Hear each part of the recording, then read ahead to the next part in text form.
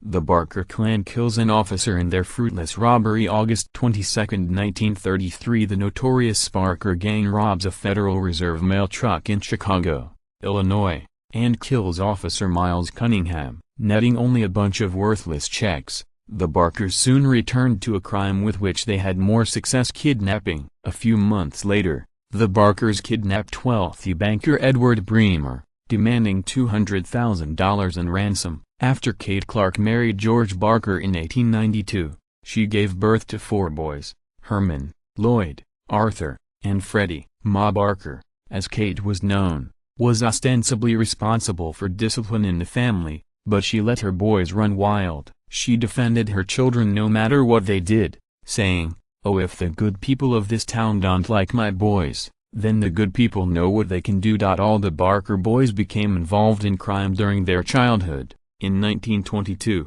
Lloyd robbed a post office and received a 25-year sentence in federal prison. That same year, Arthur Doc Barker got a life sentence in Oklahoma for killing a night watchman, though later it would turn out that he was innocent. Freddie was next to see the insides of a holding cell after robbing a bank. While he was serving time in Kansas, Herman committed suicide in the midst of a heated gunfight with police after robbing a bank in Missouri. Herman's death inspired Ma Barker to pressure authorities to release her other sons, and Doc and Freddie were set free, with Ma masterminding their criminal enterprise. The Barkers were at the center of the Midwest's burgeoning criminal community. When they tired of bank robberies, the Barkers tried their hand at kidnapping. Their first victim, William Ham, earned the gang $100,000 in ransom. Although the Bremer abduction in 1933 produced twice as much, it brought them a lot of heat from federal authorities. With the FBI on their trail,